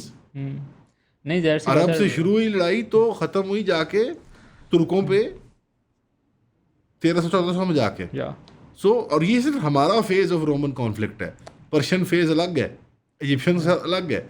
पॉइंट मेरा ये है कि जो सेंट्रल अमेरिका ऐसा ताजो तख्त ही नहीं रहा तारीखी बनी आदम में, कि वो आसमानों से स्पेस से लेजर्स मारते हैं और मतलब। और अब तो एआई आ गई है, मतलब वो जिस तरह से उन्हें करने की ज़रूरत ही कुछ नहीं है। एआई खुद ही डालती है एक बंदे की फेशियल रिकग्निशन, वो थ्रेट लेवल असेस करती है कि अच्छा इसको मारना चाहिए, इसको कैद करना चाहिए, इसकी रोटी बंद करनी चाहिए, क्या करना चाहिए, खुद ही असेस करके खुद ही जो कोड फिट हुआ होता है, खुद ही वहाँ से ड्रोन लॉन्च होता है, खुद ही बंदे को लग जाता है। इंसानों को तो कुछ करना नहीं पड़ता। इतना सिंपल नहीं है, बट आई अप्रिशिएट इन्होंने ये जो टेस्ट हो रहा है ना गजा के अंदर, जो सिस्टम हो रहा है ना गजा के अंदर, वो यही है एग्जैक्टली। उन्होंने हर बंदे को मार्क किया हुआ है, हर बंदे की, और जिस टाइम वो बंदे को चाहेंगे उस बंदे को उड़ा देंगे। गजा का इशू ये है कि everybody is on database, all 2 million people. मतलब वो जो मतलब जो ग्राउंड के अंडर है, या जो जिनका चेहरा किसी ने नहीं देखा हुआ, बहुत सारे लोग हैं डेटाबेस, उनको छोड़ के बाकी हर बंदा, चंद लाख बंदे को छोड़ के I would say everybody is on database, because उन्होंने जो और ये उन्होंने सीरिया में भी टेस्ट किया था, ये पैलेंटियर वालों ने। दे वर कपल्ड विद सम चैरिटीज, और ये जो फूड बैंक्स थे ना, उसमें सीरिया में इन्होंने बहुत बड़ा डेटा कलेक्शन की थी कि टू गेट द फूड आपको आइरिस या थंब या कोई आईडी सिस्टम होता था। और यहाँ पे कोई हमारे अगर ये येलों से पूछोगे ना जो बैठे हुए पाकिस्तान शहजाद गयास या कोई जुनैद अकरम, कहेंगे वाओ यार बड़ा टेक्नोलॉजी सर, बड़ा टेक्नोलॉजी। स्कैन करके उन्होंने गरीबों को उन्होंने और रेफ्यूजीज को उन्होंने खाना बांट दिया। It was a test case, they tested it, data sets मिले उनको, they perfected the models. Even right now Gaza के अंदर रेफ्यूजी कैंप्स पे और जो ये फूड बैंक सो कॉल्ड जो अमेरिकन और इसराइली ने बनाए हैं, इसमें जस्ट कत्ल होना, शहीद होने का सिर्फ प्रॉब्लम नहीं है, they are also mapping them, they have to check in check out to get atta, ताकि उसको वो देख सकें कि ये बंदा थ्रेट पे है। और जिस तरह इन्होंने किया है, मतलब गजा तो फिर एक टेरिटरी है कि जो प्रिजन कैंप है, जिसके अंदर मतलब easier to not easier, it's much difficult than the West Bank के मतलब। हाँ नहीं, वेस्ट बैंक से तो ज़्यादा मुश्किल है। मैं दुनिया के बनस्बत से कह रहा हूँ, they want Gaza to be the next West Bank in a sense कि वो जिस तरह वहाँ पे बंदा थोड़ा सा लाइन क्रॉस करता है, मतलब उसे अगर पिस्टल चलानी आ गई है ना, पिस्टल चलानी आ गई, नहीं टेस्टेड किधर सर, यहाँ ये गोली मार देते हैं। हाँ, ये भी गोली मार देते हैं। और जहाँ से पता लगा उसने किताब पढ़ना शुरू कर दी है, वो भी उन्हें तो पता लग जाता है कि इसने ये किताब पढ़ना शुरू कर दी है, इसने इंटरनेट पे स्क्रॉलिंग करना स्टार्ट कर दिया, और वहाँ से वो बंदा मार्क होता है। और वहाँ से ग्लोबल फाइट है टेररिज्म के खिलाफ ना, it's a global fight, an abstract idea of terrorism. मेरा फेवरेट होता है जब we are redoubling on our commitment to fight terrorism. so and so country to fight global terrorism. Yeah. Global terrorism which has no face, which can appear wherever they want, which is whatever they want it to be. So अब मैं आपसे एक ही सवाल पूछूंगा, smuggling हराम है कि लाल? I don't know. I think हलाल मुझे लाल जायज़ है यार, ये इन बादशाहों को हम जवाब दें, हम जायज़ है। अभी वो फ्रांसिस्का अल्बनीज़ जो है, उन्होंने एक पूरी रिपोर्ट भी लिखी है ना कि ये अल्बनीज़ क्या कहते हैं, इन्होंने पूरी रिपोर्ट लिखी है कि कौन कौन सी कंपनी इन्वॉल्व है जो प्रॉफिट कर रही है जिनोसाइड डायरेक्टली। उसके अंदर इसका भी नाम है पेलेंटियर, क्या कह रहे थे आप? पेलेंटियर। हाँ, पेलेंटियर। और उससे आता है ना लॉर्ड ऑफ द रिंग्स में जो पत्थर होता है जिसके जरिए सारूमान जो है वो, उससे आप दूर देख सकते हो। अच्छा, हाँ, I don't know that. हाँ, पेलेंटियर पत्थर होता है गोल, ऑर्ब नहीं, ऐसा सीइंग ऑर्ब होता है, या उसके जरिए आप दूर देख सकते हो और अपनी थॉट्स को कम्युनिकेट कर सकते हो। हाँ, तो ये जादू के अंदर पेलेंटियर जो होता है ना, ये पुरानी मतलब देवमालाई किस्से में ना, अच्छा, पुराना एक तस्वुर है, सीइंग ऑर्ब या सीइंग स्टोन इसको कहते हैं। यानी ये दूर देखने वाले पत्थर होते हैं ऐसे कुछ, मतलब डिविनेशन के लिए। और ये जैसे मतलब ये उस कल्चरल मतलब एक मैथोलॉजी देवमालाई किस्से जो होते हैं ना, उसमें है ये लॉर्ड ऑफ द रिंग्स से उस आता तो है। अभी इन्होंने जो नया कटा खुला हुआ है वो एड जो बांट रहे हैं ये लोग, मतलब कोट एंड कोट, जो लोगों को मैप करने के लिए और उनको मारने के लिए। It's just killing spree. It gets easier, वो फनल में लाके उनको गोलियां मार देना। It gets easier to kill people. और उन्होंने कोई कोटा मैथ्स बना लिए कि 100 बंदा उन्होंने रोज का मारना है। या और ऊपर से वो जो इन्होंने, इनके सिपाहियों ने भी कहा कि हमें डायरेक्ट ऑर्डर आ रहे हैं, कंप्लेंट के इन्होंने कोई ना कोई मैथ्स किया कि कुछ 100-125 हमने रोज शहीद करना है, तो फिर कोई एक्स गोल अचीव होगा, कोई एक्स स्ट्रेटेजिक गोल अचीव होगा। वो स्ट्रेटेजिक गोल वही है कि वो they want Gaza to be, maximum लोगों को निकाल दिया जाए यहाँ से, मैक्सिमम लोगों को निकाल दिया जाए, कुछ बिल्डिंग्स बन जाएं और जहाँ पे कुछ जूइश के मतलब सेटलमेंट्स हों, और जहाँ से जैसे बंदा कोई लाइन क्रॉस करे, कोई किताब पढ़ना शुरू करे, कोई कुरान ज़्यादा पढ़ना स्टार्ट कर दे, जाएं और जाके अरेस्ट कर दो। That's the level of safety and security जो वेस्ट बैंक में उन्होंने अचीव कर लिया हुआ है, दे वांट टू अचीव। और बाकी आज़ादियाँ दें लोगों को, वहाँ पे भी क्लब्स खोलें जिस तरह उन्होंने। अब वो मैं देख रहा था किसी ने लिखा हुआ था कि रमल्ला के अंदर खुला हुआ है KFC, तुम क्यों KFC का बाइकआउट कर रहे हो? वो रमल्ला को वाकई में वो कंट्रोल करते हैं ना। I was like, यार क्या कर रहे हो तुम? Why are you like making fun of yourself? Was this a real person? Yeah, this was a real person. Twitter के ऊपर? नहीं, on Instagram किसी ने रील बनाई हुई थी। क्या नाम था? I'm forgetting the name. I don't know, मेरे ध्यान से निकल गया। माँ बहन की गाली देने का दिल कर रहा है। रमल्ला के अंदर KFC खुला हुआ था, उन्होंने तो KFC खुला हुआ, तुम्हें क्या मसला है KFC से? मैं लाइक, हमें चिकन नहीं पसंद ना असली में। ओके, मटन खाते हैं बंदा कुछ सोच लेता बोलने और लिखने से पहले, लेकिन खैर यार बेसिकली ना हमारी कौम को खास तौर पे सब कॉन्टिनेंट के जो लोग हैं ना, इनको बांध के मारने की जरूरत है। रस्सियों से बांध के ना, फिर मोटे बैंत नहीं होते चमड़े, लग रहा है कि एडिट हो जाए। नहीं प्लीज कीप इट इन यार, चमड़े के मोटे बैंत होते हैं ना, इनसे हमें कोड़े मार के ना, मतलब ये हमारा हाल है इंटेलेक्चुअल। सुबह एक दफ़ा पढ़े और शाम को एक दफ़ा पढ़े, फिर होश ठिकाना आएगा हमारी कौम का। और अभी मैं एक लेक्चर सुन रहा था तो मॉडर्निटी के ऊपर, तो उन्होंने कहा कि पाकिस्तान के अंदर हमें ऐसा लगता है, हमें जो पूरी तारीख पढ़ाई गई है ना, इवन द हिस्ट्री, वो शजील इमाम ने कहता भी है कि हमने अपनी हिस्ट्री खुद नहीं लिखी। वो तो इंडिया के मुसलमानों की बात करता है, मेरा ख्याल हम अपने मुतालिक भी यही है कि हमने अपनी हिस्ट्री नहीं लिखी, खुद ही लिखी भी गई है तो हम पढ़ने की उसको मुशर्रफ ने लिखी है। हमने कभी ज़हमत महसूस नहीं की। मुशर्रफ ने लिखी है या उसने लिखी है, क्या नाम है उसका, इज़ाद हसन ने लिखी है इंडस वैली सिविलाइजेशन के ऊपर। ठीक है, वो कहता है कि जी हम तो इंडस वैली हमारी कोई बीच में डिस्कनेक्ट नहीं आया और कोई ये तो अरब इन्वेडर्स है, it's a direct line. Arab invaders चाहे सिंध से आगे नहीं गए यार। तो मैं ये अरब हेट्रेड जो है वो सिंध से आगे नहीं गए, हमारा क्या ताल्लुक यार। और पूरा उस डिस्कोर्स के अंदर ना ऐसा महसूस होता है कि हम कभी कॉलोनाइज नहीं आए। द अजम्पशन इज कि हम, और जो मुझे भी टू नेशन थ्योरी के साथ जो थोड़ा सा मसला है ना, वो यही है कि उसके अंदर थोड़ा सा हमें इस तरह फील आती है कि शायद हम तीसरा फैक्टर जो था ना, जो अंग्रेज़ था, वो जो हमारे आके ज़हनों के साथ करके गया है। टू नेशन थ्योरी के अंदर ना अंग्रेज़ को थोड़ा सा कवर मिलता है, यू आर राइट, थोड़ा सा वो भी मुझे मिलता है। और फिर उससे रिलेटेड ये होता है कि पाकिस्तान में आज तक आपको किसी बड़ी यूनिवर्सिटी के अंदर पोस्ट कॉलोनियल स्टडीज़ का डिपार्टमेंट ही नहीं है। नहीं, क्योंकि हम तो सर कभी कॉलोनाइज हुए नहीं मतलब अंग्रेज ने तो कुछ नहीं किया यहाँ पे आके, यहाँ पे they are presented Pakistan studies में ना, पाकिस्तान के जो vision of Pakistani they are presented as just another transitional phase like the Mughals, कि वो भी आए फिर वो भी आए, यानी जो the unique characteristics of industrial style colonisation जो यूरोपियन कॉलोनाइजेशन थी, जो यूरोसेंट्रिक थी, यानी मुगल यहाँ से उज़्बेकिस्तान नहीं चला रहे थे, वो इंडिया ही चला रहे थे।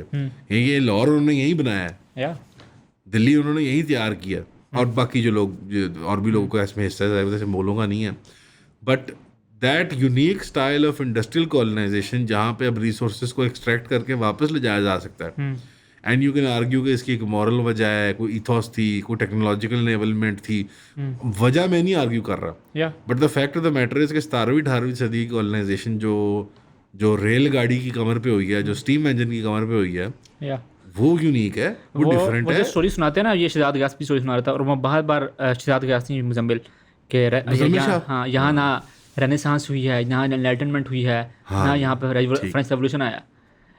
तो खैर उसके ऊपर क्या बात ही करनी, लेकिन ये जो किताब में पढ़ा था द न्यू एज एम्पायर, उसके अंदर वो कहते हैं कि जो स्टोरी वो है ब्लैक अफ्रीकन, तो उसने कहा है कि जो स्टोरी हमें सुनाई गई है ना, वो है scientific revolution, industrial revolution and French revolution, के जो पॉलिटिकली जो बने हैं इदारे, वो बने हैं फ्रेंच रेवोल्यूशन से, बने हैं वेस्ट के अंदर से, और बाकी जो तरक्की हुई है, प्रोग्रेस, डेवलपमेंट, वो सारी हुई है इंडस्ट्रियल एंड साइंटिफिक रेवोल्यूशन से। ठीक है, फिर इंडस्ट्रियल लगी है, और साइंटिफिक रेवोल्यूशन ने हमें हमारी सोच को इत्तेका बख्शा है, और हमने मजहब को कहा है कि भाई तुम साइड करो। कहता है ये स्टोरी नहीं है, वो स्टोरी है मैस मर्डर, जिनोसाइड और कोलोनियलिज्म की। These are the basic things. उन्होंने वो जो art of mass murdering, art of genocide, art of colonisation, उसको उन्होंने परफेक्ट कर लिया था, और वो इस नतीजे पर पहुंचे थे। और वो जाहिर सी बात है, साथ उनकी फिलोसफिकल वो थी अंडरपिनिंग्स के, कोई मॉरल नहीं है, ये मादा है और हमने इसको यूज़ करना है टू गेन फॉर कॉन्क्वेस्ट, और फतह के लिए and for our own benefit. मतलब उसके अंदर भी जाहिर सी बात है, इट वाज नॉट और जो मध्य मुकाबिल लोग हैं, या वो कुचले जाएंगे या वो सिविलाइज हो जाएंगे, या फिर वो कुचले जाएंगे, या फिर हम मतलब या खत्म कर देंगे उन्हें कंट्रोल कर लेंगे। नहीं खत्म। दूसरी तीसरी कोई कौम नहीं है भाई, या कौम खत्म हुई है या कौम सिविलाइज हुई है। आप मुझे तीसरी किस्म की कौम दिखा दें तो मैं आपको सलूट दूंगा। या आप नेटिव अमेरिकन बन के रहेंगे, या आप इंडियंस की तरह, साउथ एशियंस की तरह आप ब्रिटिश कॉमन लॉ प्रैक्टिस करेंगे। तीसरी गुंजाइश नहीं है ब्रदर। अफगानी ऑप्शन थी कि आपकी ट्रेन ऐसी है, आपकी वो पॉपुलेशन डेंसिटी ऐसी है कि आप जो है ना रेजिस्ट कर लेंगे, but for how long? Afghanistan के बादशाहों को भी फिर लिबरलाइज करना पड़ा, वेस्टर्न इंडस्ट्री को लाना पड़ा। अभी भी अफगान हुकूमत आई है, वो it's a government for a nation state, framework वही है, वो फ्रेमवर्क वही है, वही चाह रहे हैं कि हमें यूएन एक्सेप्ट कर ले, रूस एक्सेप्ट कर ले, कानून वैसा ही है, सारे एक्सेप्ट कर ले। मतलब they have not like tried to escape that paradigm, it's inescapable.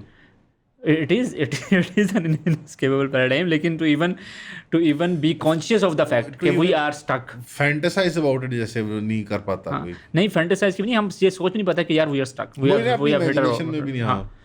better wall, and हमने कुछ करना है, इसको तोड़ना है या कुछ करना है, आगे पीछे से कोई रास्ता निकालना है। हम ये भी नहीं सोच रहे, हम सोच रहे हैं कि इस दीवार के ऊपर अगर पेंट कर लेंगे ना तो कलमा तैयबा लिख दें, दीवार को चिट्ठा करके इसमें कलमा तैयबा लिख लेंगे तो क्या ही बात हो जाएगी, क्या ही सीन हो जाएगा। सिर्फ हमारी दीवार को कलमा है, हमारी दीवार पे तो कलमा लिखा हुआ है पार्लियामेंट की दीवार के ऊपर, और हमने तो लिखा हुआ है करारदाद मकासिद पास कराई हुई है। Of course not to take anything away from it, but लेकिन जो इनहेरेंट जो कॉन्ट्रडिक्शन है उस सारी चीज़ की, वो अभी तक ऐसी बात है ना। यहाँ पे फिर वही बात जो मैंने स्टार्ट की थी कि माशाल्लाह से मुझे अंदाज़ा हुआ कि बाकी हमारे यहाँ तो पोस्ट कॉलोनियल कोई इदारा ही नहीं है कि जो बैठ के रिसर्च कर सके कि यार हमने कोई डीकोलोनाइजेशन स्टार्ट भी करनी है या नहीं करनी, कोई ज़रूरत है हमें डीकोलोनाइज होने की, हमारे और हमारी ब्यूरोक्रेसी को डीकोलोनाइज करने की, हमारा बाबू बड़े अच्छे लगते हैं पॉलिटिकल स्ट्रक्चर। मैं बाबू के खिलाफ बात नहीं सुनूंगा। कोई मीडिया को बाबू अच्छे हैं यार, हमारे वो जाहिल अवाम को कंट्रोल करके रखते हैं, या दबा के रखते हैं। इनको नहीं पता ना सर, दे डोंट नो। अच्छा, हमारे लेफ्ट ने भी जो सबसे अनफॉर्चुनेट रास्ता इख्तियार किया है वो ये है कि कॉलोनाइजेशन एफर्ट पे रीडबल करना, डबल डाउन करना, कि उन्होंने पावर कॉरिडोर्स को परसू किया कि हम लिबरलाइजेशन चाहते हैं माशरे की, हम कोई ग्राउंड अप तहरीक नहीं चलाएंगे। नहीं, शुरू में तो पार्लियामेंट में जाएंगे, शुरू में तो they used to argue for the वो कहती है हमें ब्रिटिश कॉलोनाइजेशन नफरत है, but we love the Russian colonisation. ठीक, हाँ, पहले तो उन्होंने कहा दूसरी वाली चाहिए, दूसरी वाली चाहिए, वो दूसरी वाली नहीं मिली, फिर उन्होंने कहा कि चलो इसी को कुछ कर लेते हैं, फिर सारे बन गए न्यू लिबरल, और 7 अक्टूबर के बाद सारे सीधे हुए। समझ नहीं लग रही उनके साथ क्या हुई है। नहीं, हाँ, तकरीबन 25-30 साल रहे हैं वॉर एंड टेरर में, सब न्यू लिबरल रहे हैं। सर ये सारे मौलवी, ये मुल्ले यार, याद है टीवी पे बैठ के मैं दाढ़ियों से खींचूंगा इनको, मैंने कानों से सुनी हुई बातें।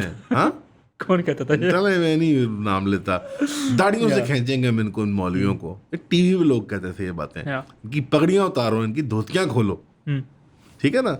अब 25-30 साल मजे किए सबने, एनजीओस का पैसा तुन के खमाया, खाया, प्लाट बने डिफेंस में, प्राइवेट स्कूल तैयार हुए, बीकन हाउस तैयार हुए, एलजीएस तैयार हुए, मतलब सब हुआ, बड़े यूनिवर्सिटियां बनी, बहुत मजा आया आप सबको, प्राइवेट टीवी चैनल बने, बड़े बड़े इंटेलेक्चुअल गुरु तैयार हुए, कॉमेडियंस तैयार हुए, हाँ, बड़े सब तैयार हुए।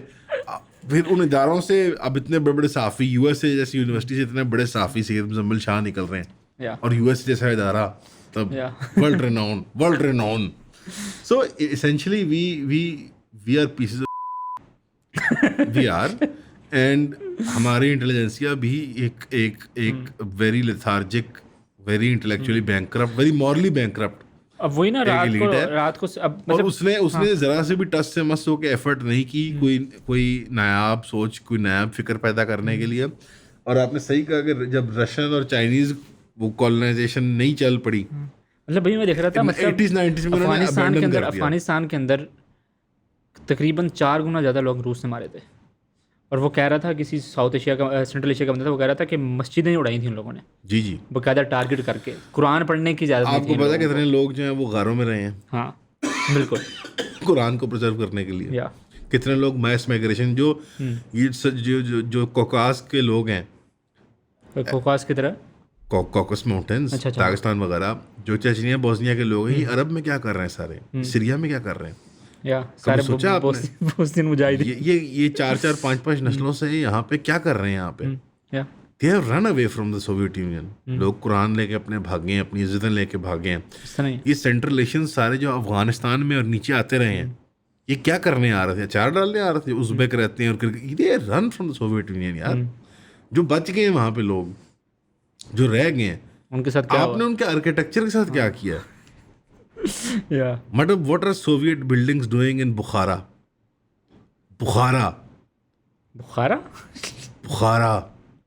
जो दिल है इस्लाम का, मावरान नहार दिल क्या है इस्लाम का? It's not Tehran, it's not Isfahan, it's not Lahore, it's not Delhi. इस दरिया पार जो है, ये लिखा हुआ है किसी बंदे ने, दिल बुखारा है ना। बुखारा के अंदर क्या हो रहा है? सोवियत आर्किटेक्चर, सोवियत बिल्डिंग्स बनी हुई हैं। वहाँ जुबान भी वही है, बड़े बड़े उन्होंने वो मुजस्मे बनाए हुए, वो फीमेल और रशियन मेल वर्कर के। एक ने कुल्हाड़ा पकड़ा हुआ है, एक ने ध्रांति पकड़ी हुई है। What is this?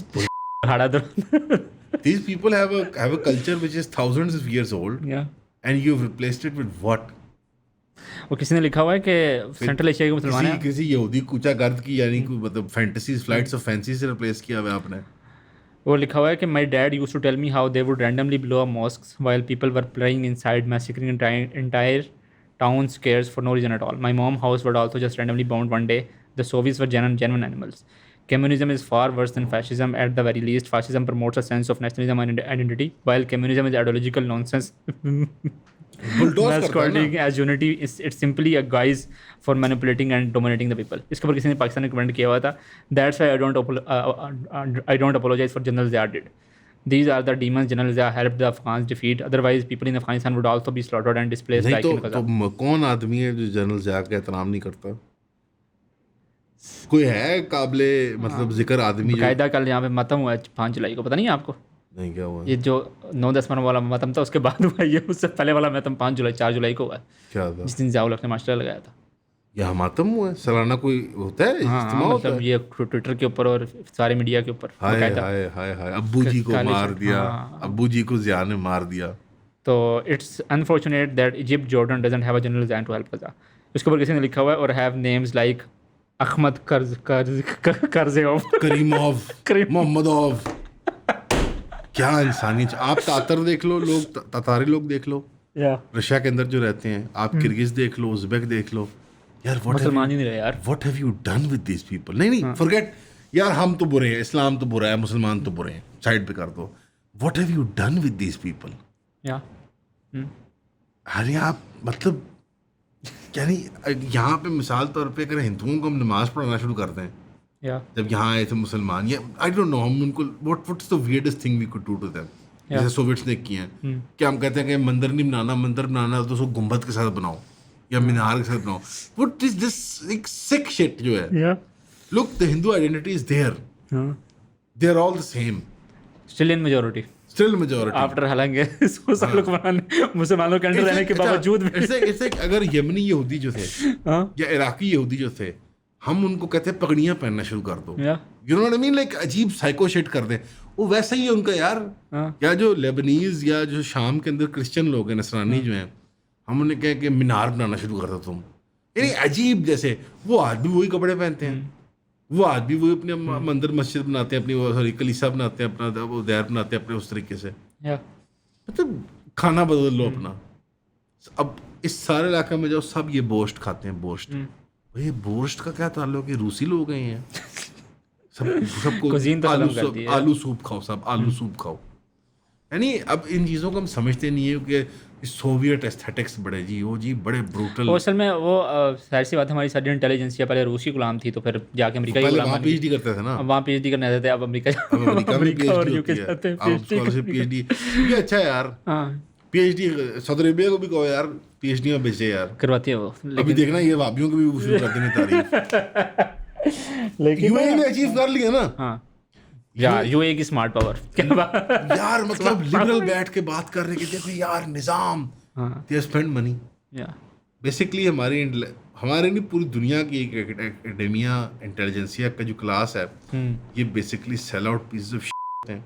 इनका काम है पैसे लो, तकरीर शुरू कर दो उसके लिए।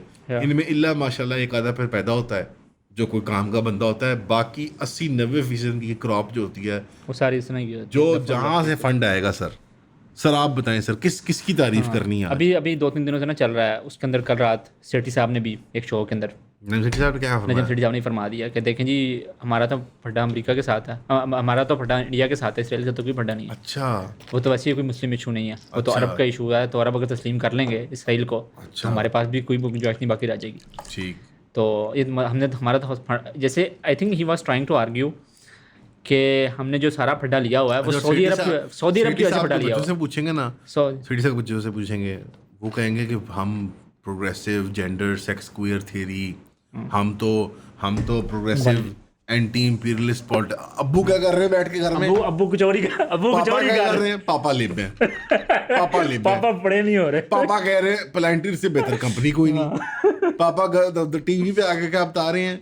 पापा बता रहे हैं कि यार देखो किसी तरह। अच्छा, वहाँ पे मामा जो हैं वो जोरान ममदानी को बैक कर रही हैं। हाँ। और पापा पाकिस्तानी टीवी पे क्या कह रहे हैं आके कि हमारा मसला ही नहीं, मामा जा रही हैं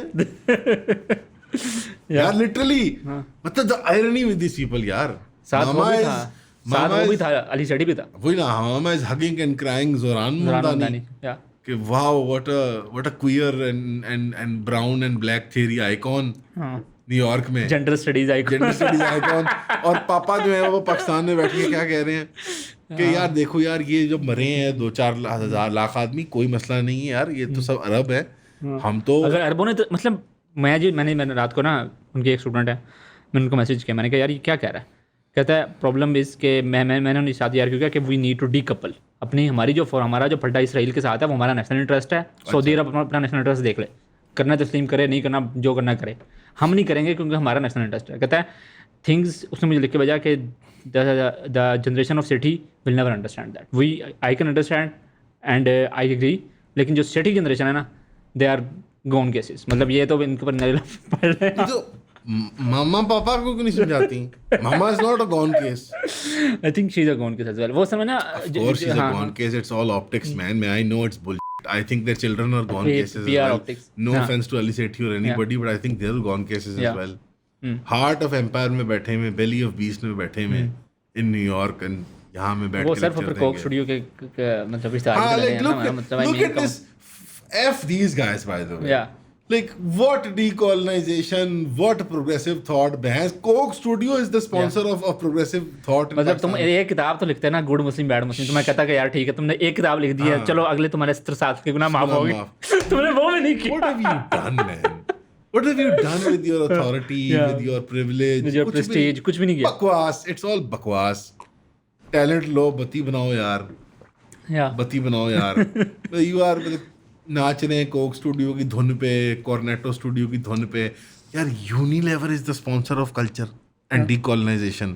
मतलब ब्राउन, मुझे बताओ कितनी कुछ हमारी थ्रेटनिंग होगी ब्राउन क्वियर फेमिनिस्ट थ्योरी कि उसको आके यूनिलेवर स्पॉन्सर करने के लिए तैयार है सर. कितना कोई रेवोल्यूशनरी उसमें तप्पड़ होगा. ठीक है ना. बस वो ब्राउन लिपस्टिक पहना के और वो नथनियां पहना के वो बदसूरत औरतें खड़ी कर देते हैं.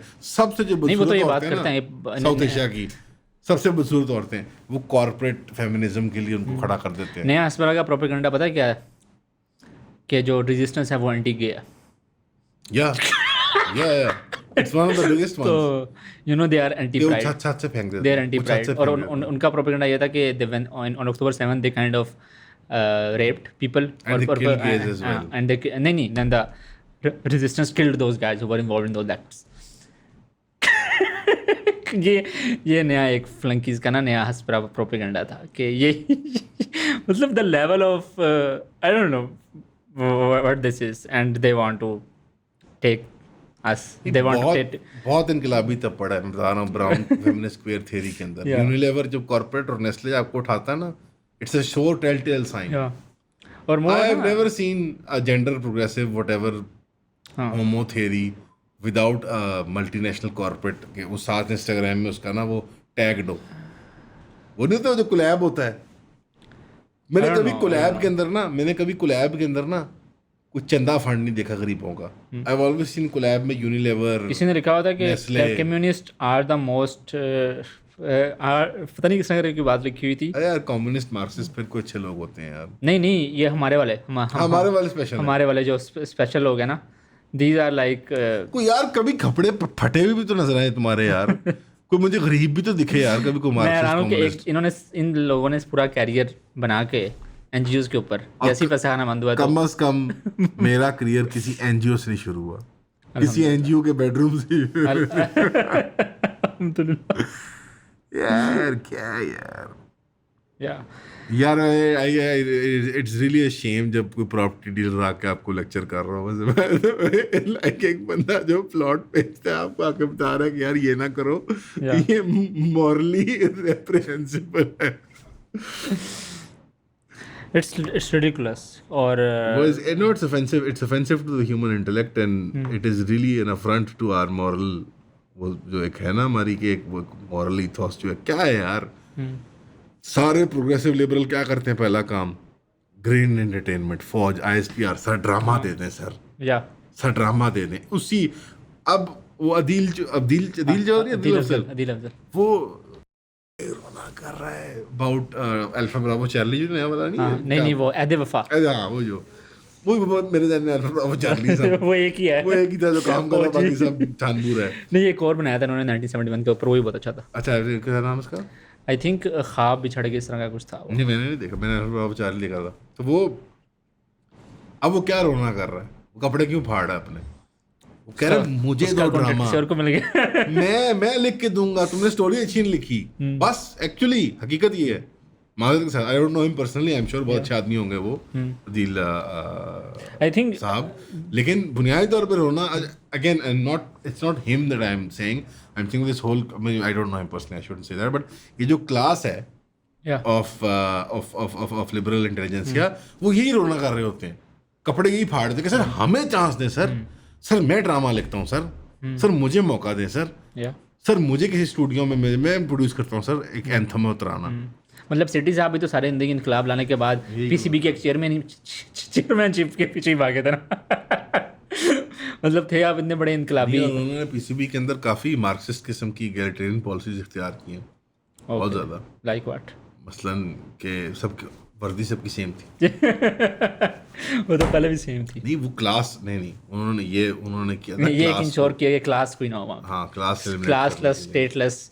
यहाँ जब पेप्सी का लोगो लगता है ना लगे ओए क्लासलेस पेप्सी का जब लोगो लगता है ना उस्ताद, जब वो 25-30 करोड़ की डील होती है पेप्सी की आपके साथ, सब मार्क्सिज्म फक करके हवा में उड़ जाता है। या और तो और पेप्सी, मैं पाकिस्तान में the left is defending Pepsi and Coca Cola, ये तो कुछ भी नहीं है, ये तो कुछ भी नहीं and KFC and Unilever and Nestle के मतलब जैसे मतलब it's comical. Faiz Ahmad Faiz, the legendary icon of left struggle, पता है उसकी जो नज़म है हम देखेंगे, उसके राइट्स इन्होंने किसको बेचे थे? His family or him? His family। किसको बेचे थे? नेस्ले। कश्मीर फाइल वाली मूवी को, पता है आपको? उसमें भी प्ले हुई है। उसमें प्ले हुआ, मतलब यार it's so tragic that it's almost बंदे कहते हंसना है, रोना है, मातम कर रहा है, अपने आप को मार रहा है, सामने वाले को मार रहा है। मैं कंफ्यूज हूँ, एक मिनट वेट अ मिनट, जरा सोचने दो। मतलब दैट इज असल में या मतलब मूवी एंड होती है वो कश्मीर फाइल्स, जो कश्मीरी मुसलमानों की मतलब वो एक काइंड ऑफ हसबरा टाइप थिंग है जिसमें उनको उनकी जीनोसाइड को जस्टिफाई करने के लिए यूज हुई है। एक्चुअली देखो ना, वो मूवी एंड होती है तो नारा तराना शुरू हो जाता है, हम देखेंगे, लाजिम है कि हम भी देखेंगे। And people pointed that out कि यार ये फैज़ का है, तो इन्होंने कैसे यूज़ किया। एंड देन समवन सेड कि they sold the rights to this Hindutva thug, कि जाओ यार पैसे ले लो हमें। To Vivek Agnihotri, I mean, पता नहीं यार, it just sends shiver down to my कि यार हमारे पास कोई morals नहीं है, कोई कुछ नहीं है। जब भी पैसा आएगा तो हम कहेंगे सर क्या चाहिए आपको मेरे से जो चाहिए वो ले ले। हाईएस्ट बिडर बता तेरी रजा क्या है, जो चाहिए वो ले ले। And to that and I guess काफी डिप्रेसिंग है। I mean देखो, but I don't know what to say. Sex work is legal as well. Yeah, so why not intellectual prostitution? नहीं, sex work is a respectable profession. जिस्म फरोशी जो है या तो IP फरोशी भी कर सकते हैं हम। मतलब यार जिंदगी में अच्छे काम करें और नमाज पढ़ें, दुआ करें कि अल्लाह ताला और आपको वैसी औलाद ना दे जैसी फैज़ को औलाद मिली थी। वैसी औलाद बिल्कुल ना हो आपकी जो आपके पास। अच्छा, फैज़ साहब अगर जिंदा होते तो शायद वो भी भेज देते। आई डोंट नो, मतलब उसमें ने जेल भी काटी थी, some more guts, ने जेल शेल काटी हुई है, तो वो कहता कि यार जाओ यार काम कर लो, नहीं कुछ कहीं और ले लो। बट दैट्स एंड, तो दुआ करें, अच्छे माल करें। लेकिन कश्मीर भी तो देखें ना, दे टेररिज्म के मामले में तो we have also we have to redouble our efforts in affirming our war against stance against global terrorism. बिल्कुल that's why we have to separate ourselves. I love how जब रो रहे थे सारे मिल के, हम अब नहीं करते। हां, जैसे पहले करते थे तो गलत था। तब था वो टेररिज्म था, we are sorry about it, हमने ठीक किया। वो मुजम्मिल था ना, बकायदा क्रेडिट ले रहा है कि हमने ठीक हुआ सारा कुछ। पहले पाकिस्तान बहुत खराब था, अब ठीक हो गया। और हमने तो इतनी मुश्किल से पाकिस्तान को ठीक किया था, इंडिया खराब हो गया। गाड़ी दो पहियों से चलती है ना, एक पहिया खराब होता है तो ये बेचारे हवा भरते हैं। मतलब they think they are too important, they are delusional. और कोई बंदा ना इनको देख के पॉलिसीज बना रहा होता है सारी। या स्टूपिड, मतलब खैर I think Eon podcast subscribe, like, share करें अगर आपको पसंद आया हमारा ranting session. Welcome to the schizophrenia.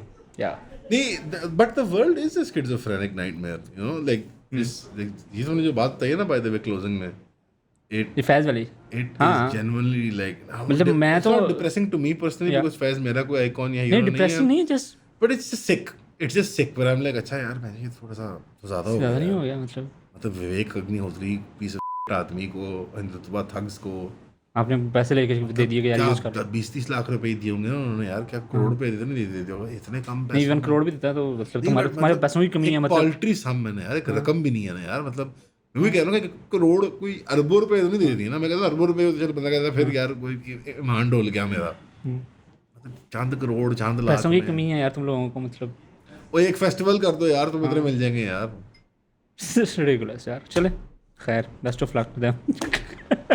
12 ये साबित हो गया कि न्यूक्लियर डेटरेंस तो फैंटेसी है, या और लिबरल डेमोक्रेसी कोई नहीं है। या लिहाजा पाकिस्तान को भी एक हार्ड स्टेट बनना पड़ेगा। या and I am glad we are becoming that. सिर्फ ना at this point by the way, सिर्फ ना हमारे कंजर्वेटिव तबके में सिर्फ इनको नीचा दिखाने के लिए ना हम खुश हैं, like it's such a testament to the fact कि हम कितने सेल्फ हेटिंग हैं कि ठीक है सब ये राइट्स वाइट्स खत्म कर दें, लेकिन जो लिबरल है ना इनको नीचा दिखाना है। I don't agree with this. I think that Pakistan के पास वो पोटेंशियल है कि अटेम्प्ट अ बैलेंसिंग एक्ट, कि जहाँ पे हमारी डाइवर्सिटी के साथ साथ अवामी राय को भी सुना जाए। We should not become like America और चाइना। ये all these शैतानों के ज़माने में शैतान बनने की ज़रूरत नहीं है, बल्कि इसमें मैं जावेद साहब की बात करूँगा कि इस वक्त जो साबित कर देगा, जैसे बीकन ऑफ लाइट बन जाएगा ऑफ नॉट कुवत, नॉट जस्ट कुवत, यानी कुवत वगैरह सब वो सब कॉन्सिक्वेंसेस हैं of being a nation state, but जो एक ऐसी माशरत पैदा करके दिखाएगा जहाँ पे इंसानियत है, इंसान है लोग, दे आर नॉट ऑटोमेटॉन्स चाइना के, ना वो अमेरिका के कंज्यूमर्स हैं, ना वो पाकिस्तान में फैज की फैमिली है कि जिससे पैसे कुछ हाँ वो हम ऑटोमेटॉन नहीं बनते चाइना के, हम इतने मेहनती नहीं, हम कंज्यूमर ही बनते हैं। अगर आप एक अच्छी माशरत, जैसे कोई तिब्बत का ख्वाब था ना कभी, जैसे कि तिब्बत एक माशरत होगी जिसको लोग देख के कहेंगे कि यार बुद्ध मत क्या बात है, क्या अमन है यहाँ पे और वो सारा कुछ, जैसे उस माशरत को पैदा करने की ख्वाहिश होनी चाहिए हमारे अंदर। ताकत बहुत अच्छी है, अस्करी क़ुव्वत पैदा करनी चाहिए, टेक्नोलॉजी साइंस की फील्ड में तरक्की करें, माश के मसाइल देखें, लेकिन सबसे बड़ा फोकस हमारी इनवर्ड होना चाहिए, स्पिरिचुअलिज्म पे होना चाहिए। जैसे अगर आपके एक आदमी को मिल के, आज तक मैं कहता हूँ आपके लिए जब यहाँ टूरिस्ट वगैरह आता है तो आपके आदमी को, आपके पास कोई ऐसी, मैं आपको एक आज सच्ची बात आता हूँ, पाकिस्तान का नॉर्थ नहीं मुकाबला करता स्विट्जरलैंड के साथ। मैंने देखा हुआ स्विट्जरलैंड, हाँ यार वो अल्लाह ने बहुत वो कुदरत दी है उनको भाई। नहीं, हम झूठ मूठ का कुमराट को स्विट्जरलैंड कह देते हैं, स्वाद को कानों को हाथ लगाए आप ना, हमारे संगलाक पहाड़ जीबी के स्याह काले खौफनाक हरे भरे जो खिता ज़मीन अल्लाह ने सेंट्रल यूरोप को दे दिया है, वो बेमिसाल है उस कैटेगरी ऑफ खूबसूरती के एतबार से अगर देखा जाए। आप नहीं होगा फिर यार वो 1800 से ट्रैम पे चला रहे हैं उसके ऊपर, 1850 से मिनट में ट्रैम में बैठा हूँ, 1850 की ट्रैम बनी हुई, आज तक उसके लकड़ी के ट्रैक कायम है, उसमें बैठ के उसने वर्टिकल एलिवेशन पे 60-70% की डिग्री पे उसने हमें पहाड़ की चोटी भी चढ़ाया है। आप नहीं ना आपके पास इंफ्रास्ट्रक्चर है, ना आपके पास जोग्राफी खूबसूरत, आप उल्टे लटक जाएं। हाँ समुद्र में मुकाबला कर सकते हैं मकरान कोस्ट के ऊपर, लेकिन चले ही ना जाए टूरिस्ट कहीं वहाँ पे चले ही ना जाए, तो यहाँ पे आके वो किसी से मुतासर होता है। आपकी इंसानी, मैं हल्फिया कलमियाँ आपको बता रहा हूँ, ईमानी बात बता रहा हूँ। मैंने कम से कम 2 दर्जन टूरिस्ट खुद फिजिकली उनको निबड़ा डील किया, वो आपकी इंसानियत से मुतासर होते हैं, किसी और चीज़ से नहीं ना। और जी हमारे खाने फुद्दू, जापान से मुकाबला नहीं कर सकते तुम खाने की सफाई में, कितनी कमाल उसके पास डिशें और कैसे कैसे बीफ और क्या, और यूरोप से मुकाबला नहीं कर सकते तुम फूड हैंडलिंग के अंदर। मैंने दूध पिया हुआ यूरोप के अंदर, दूध का गिलास तुम्हें वो दूध का गिलास मुझे ना 100 लीटर दूध पे वो भारी लगता है, और नहीं कर सकते। जो चीज़ेज़ की वैरायटी हैं, जो खाने हमारे पास सिर्फ प्रेपरेशन में कुछ मिर्च मसाले वगैरह हैं, तो हम कहते हैं कि बहुत हम एम ही अपनी हाइप बनाई होती बाय द वे। आप इवन उज़्बेकिस्तान वगैरह चले जाएंगे तो मीट की क्वालिटी वो आसमानों में, जो सेंट्रल एशिया के हर्डिंग लोग हैं, जो हमें भी अपने बकरे और दुम्बे की कहानियाँ सुनाते रहते हैं, हमारे कचलों का हाल देखा करें वो, हाँ और माहौल है। आपकी इंसानियत, दैट्स ऑल, आपका इस्लाम, आपका इस्लामी अखलाक, बस। You are brother, you are sister, ये वर्ड रिपीट करते हैं हमेशा वो, यार जो जिन्नू भी अंग्रेजी कोई नहीं आती, you are sister, you are brother, no you take you eat, no money. यार रो पड़ते हैं आंसुओं से, वो मैं 2-3 से आंसुओं से उनको रोते हुए देखा हुआ है कि यार कि मेरे से खान ले क्यों नहीं रहा पैसे, ये तो खुद गरीब है, बस कोई और चीज़ नहीं है आपके अंदर। मतलब ये मैं है बहुत सी चीज़ें हैं, लेकिन मैं एज अ एग्जैजरेशन कह रहा हूँ, पॉइंट एक्सप्लेन करने के लिए। आप में सिर्फ ये चीज़ आ जाए ना, आप पूरी दुनिया पे गालिब आ जाओगे, अच्छा अखलाक, पूरी दुनिया पे गालिब आ जाओगे। ये वो झूठी मूठी की सॉफ्ट पावर नहीं है बॉलीवुड वाली, ये हकीकी, ये हार्ड पावर है कि आपकी सकाफत ऐसी है कि आपको देख के दिल खुश हो जाए। इसमें नंबर 1 लीडरशिप। पाकिस्तान को सिंगल यूज़ प्लास्टिक ख़त्म, दुनिया में मिसाल बनना चाहिए। मैं मरीम साहबा को रिक्वेस्ट मेरी बार ये एनवायरनमेंट पे कर रहे हैं ना, टोकन ना करें, be the first country on earth to finish single use plastic, करके दिखाओ।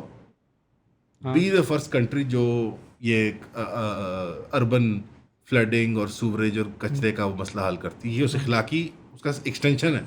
हाँ, सफाई आपके घर साफ है ना अंदर से, ये गली की क्या गलती है? हाँ घर अंदर से साफ ही होते हैं ना सबके, या खूबसूरती बनाते थे, बाहर फसाड की ये गलती है। एस्थेटिक्स, पब्लिक ऑर्डर और आला अखलाक, नहीं, थ्रू आउट मुसलमानों का यही है, मतलब इवन मैं देख रहा पूरी था दुनिया फतह कर लेंगे। आपको कोई वहाँ पे डब्बा लगाने की जरूरत नहीं है लंदन में, पैम्फलेट बांटने की, कलमा पढ़ लो, यार लंदन छोड़ें, कोई कुछ करने की वो जरूरत मेरा दोस्त सीरिया गया, वो कह रहा था कि यार पैसा नहीं उन लोगों के पास, गरीब है नहीं है। लेकिन सफाई है वहाँ पे, मस्जिदें साफ है, कल्चर, ये सब कॉन्टिनेंटल कल्चर बनता है, पब्लिक कल्चर है। मैंने याद है फिलिस्तीन में जब स्टार्ट बमबारी हुई थी, लोग पहला काम करते थे झाड़ू दे देते थे। हाँ, फौरी तौर पर ये साफ। शाम के लोग और ये अरब के लोग में है, हम माने सब कॉन्टिनेंटल कल्चर में, इवन इंडिया में नजर आता है। बंगाली हमारे भाई, सब भाई हैं आप, लेकिन we are dirty people. Publicly हम गंदगी पैदा करते हैं, हमें इसको हल करने की ज़रूरत है। आला अखलाक का फ़ायदा उठाएं अपने। या मैं प्रैग्मेटिकली उस तरह सिनिकली नहीं कह रहा कि आप आला अखलाक इसलिए दिखाएं कि वो कहीं फतह हो जाए आपकी। आप आला अखलाक दिखाएं बिकॉज ये हमारा तरीका है, बस दैट्स इट। फिर आप देखें क्या होता है आपके साथ, आप देखें क्या होता है। ये क्या वजह है कि यहाँ पे जो आते हैं ये डिफेंस क्लब से मुतासर नहीं होते, आपके जिम खाने से तो मुतासर नहीं होता टूरिस्ट। वो तो वहाँ पे भी आपके आप उसको कुछ भी नहीं लगता उसको यार। आपके लिबरल के साथ शराब पी कितनी, ये रेडी वाले से ही क्यों मुतासर होता है, या ठेले वाले से कि वो जो गरीब, जो मजहबी, जो पेंडू, जो बैकवर्ड, जिससे औरतों को प्रोटेक्ट करना है आपने, उस दरिंदे से क्यों मुतासर होता है, सो कॉल्ड दरिंदे से। वो आला अखलाक का वो फरफाइज होता है, ठीक है ना। तो मेरी ये रिक्वेस्ट है कि अबैंडन कर दें जो ये प्रीसेप्ट्स बनाए हुए थे हमने बकवास किस्म के, अस्करी क़ुव्वत पैदा करें और अपनी माशरत को मत खोइएगा। इस हार्ड जो आ जाए, चीफ आ जाए यार, जो जिसने बनना है बनने, चला है, हमें नहीं फ़र्क पड़ता। माशरत को हमारी ख़राब ना करें, लोगों की बात सुने। बिल्कुल, लोग अपना मसला खुद जानते हैं। ये नहीं कि हम क्रिप्टो, अभी क्या क्रिप्टो एक्सचेंज बना रहे हैं हम, और ये सब नहीं। वी दोबारा मैं समझता 200-250 साल बाद फिर अल्लाह ने मौका दिया हमें, चांस दिया। ईरान ने साबित करके दिखाया अभी, Iran, Israel is not invincible. अहले फ़लस्तीन ने साबित किया कि you can not be defeated अगर विल नहीं है आपके अंदर। विल है तो आपको कोई नहीं हरा सकता, मतलब वगैरह वगैरह वगैरह, बहुत बहुत सबक मिले हमें। मुझे फैज़ वाली बात बहुत तंग कर रही है। चले सी यू। ये सॉरी, मैं बार मेरे ज़हन में जा रहा है। हाँ, ऑफ कोर्स तंग करेगी आपको, मुझे भी तंग किया। That's messed up. That's really sick. Cool याद है, सुनने का शुक्रिया हमेशा।